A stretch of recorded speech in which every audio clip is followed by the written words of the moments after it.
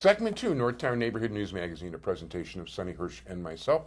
Dial us up on the web at ntnm.org. Over 1,000 videos on YouTube. National Night Out is Tuesday, August 4th throughout the nation. Wherever you're at, there's all kinds of ways to support the police in your particular area. If you live in the city of Chicago, there's going to be something in each and every single police district. And in the 24th district, each of the 9 police beats is going to have their own independent activities, and we urge you to come out in support of the police and join them.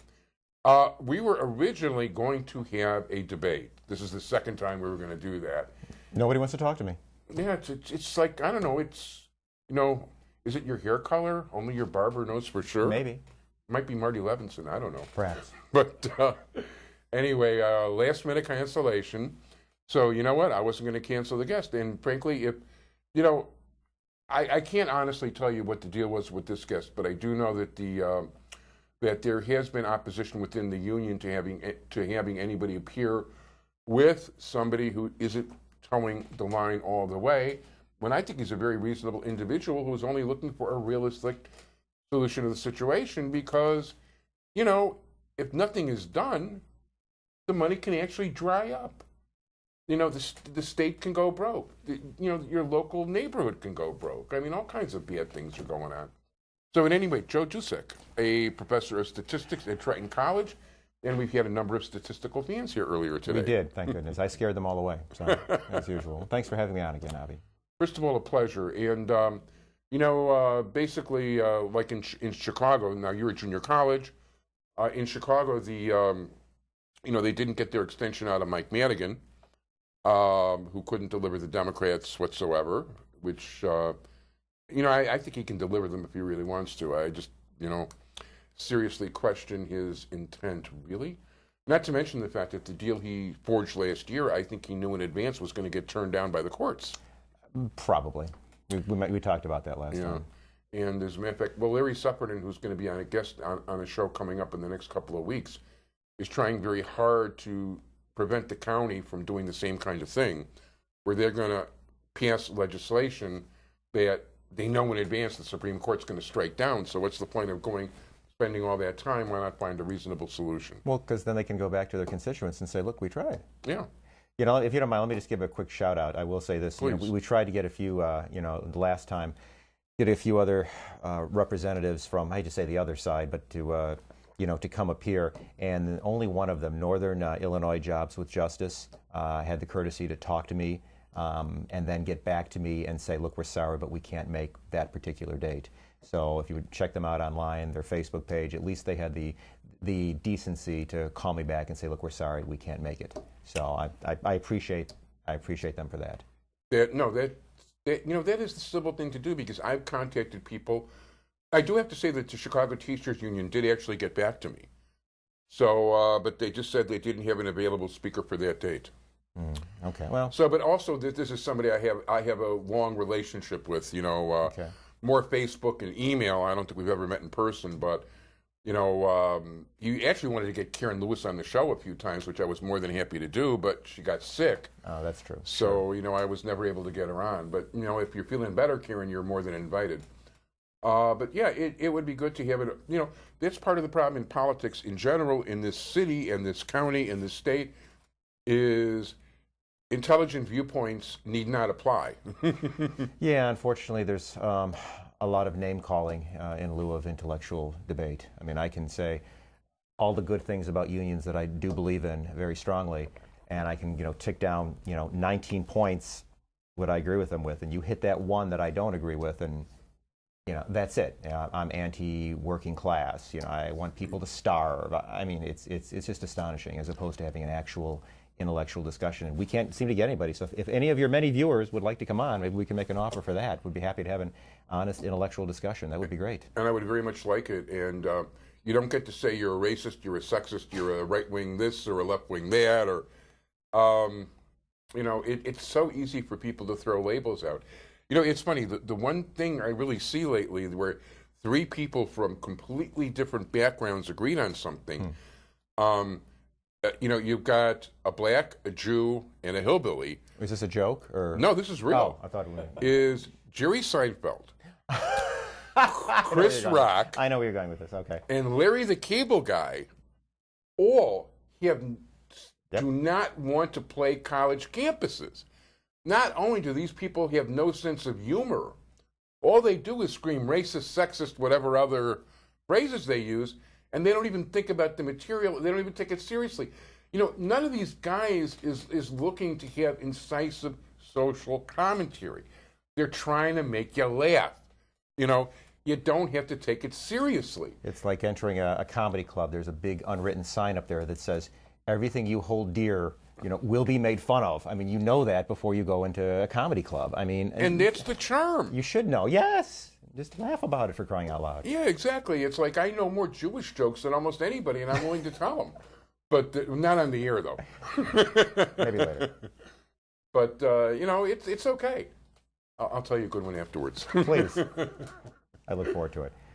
No, definitely. So, you know, so has anything happened since we filmed last time that gives you any encouragement at all about the situation? No.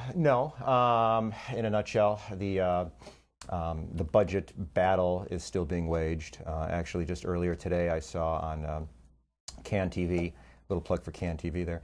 Yay, thank you. There was the Illinois 3rd Senate District, Maddie Hunter is the state senator. There was a budget forum roundtable that was being held. I didn't hear about it. I would have loved to appear. But it was just interesting that everyone at the front of the table expressed the opinion that we don't have a spending problem. It's a taxing problem. It's astonishing. We don't tax enough. That's the problem. You know, it's not that we're spending too much, not that there's any waste, not that they could be more wisely spent, not that there's a lot of things that could be cut. It's no, we don't tax enough. And it just, I guess that's really kind of what separates the two mindsets nowadays. You know, even without that state income tax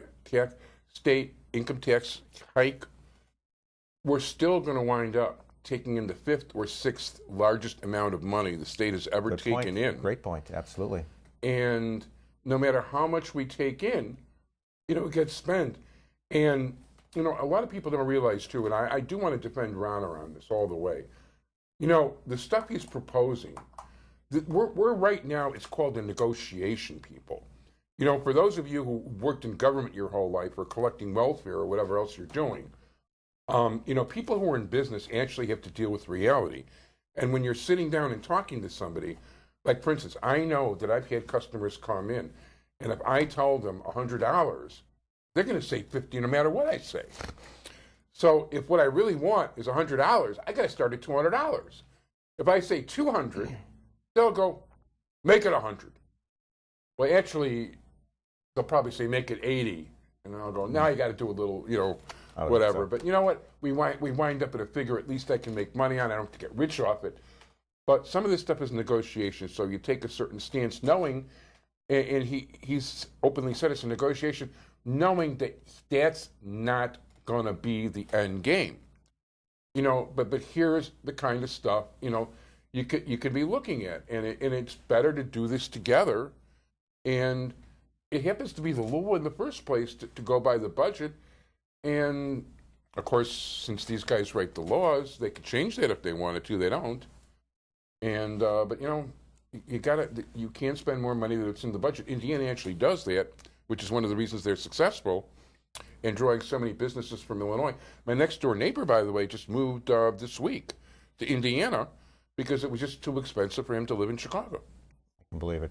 What gets me with the budget, too, we touched on this a little bit ago, is that business owners out there will know what I'm talking about. The state of Illinois doesn't use what's called GAAP, generally accepted accounting principles, when working with their budgets. Whether it's your local barbershop or whether it's Microsoft, they have to use GAAP or they will be put in prison. The state of Illinois does things like if it has a bill, if it has an expense that it does not intend to pay that year, guess what? It's not an expense. If they sell bonds, the revenue from those bonds are reported as revenue, not for capital expenses, and they're used to do things like pay pensions, pay salaries. That's just flat out crazy. Loans, if they get a loan from a bank or China, wherever, that's income, that's revenue. No, it's not. That's a loan. But I've heard varying estimates that if GAP was used, the current budget is anywhere from 14 to 18 billion dollars in the hole. Wow. Whereas just using the accounting methods that the state uses, it is 4 billion in the hole. But the theory is that if it was a real business, it would be in the teens billion dollars in the hole. But no, we have a taxing problem. We don't have a spending problem.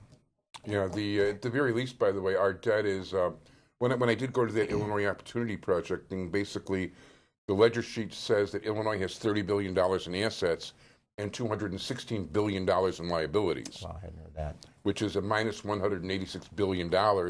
And one of the points they made, and I'll hook you up with Danielle Rowe after the show, is some of this boils down to, and I think Dan Proft said this, do you believe in math? Or don't you believe in math? It's tough to argue unless there's magic going on. And as a professor of statistics, you have a better understanding of math than most people, I would imagine. Let's hope so, maybe. But people really have to get realistic about things. It's not so much, I've got friends that it seems they really are heartfelt in wanting to vote for felons and future felons. Oh, okay. And when the state was already, when George Ryan left office, not that George Ryan was by any means an exemplar or anything, the pensions were 73% funded. Now we're in the mid-40s. And Blagojevich was talking about things like all these wonderful preschool programs, including free insurance and stuff for kids, which is a wonderful thing, but how do you pay for it? If you don't have the money, you really can't pay for it. It may sound good, people might vote for you, but Wait, why do you not want free insurance for kids? Of course, why are you against that? I don't understand. Exactly.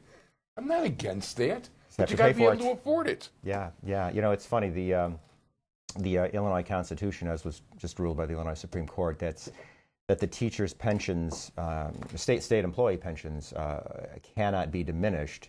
Was upheld, and that is what it says. But I think a fallacy we live under sometimes is that it will be diminished if there's no money. I mean, eventually you can't borrow another dollar to make the payments. So no matter what that Constitution says, if there's literally no money, no one will lend you another dime to make these payments. What's going to happen? And the truth is that I've been told that a lot of the rank and file of the police and fire departments are aware of it. They're willing to compromise, but it doesn't mean their union's going to do that. Sure, absolutely. That's a real problem. Anyway, Mickey's hands are already there. So anyway, I want to thank you very much, Joe Dusek, who's a professor of statistics at Triton Junior College. You can check him out on Facebook. He's really not like a public type figure.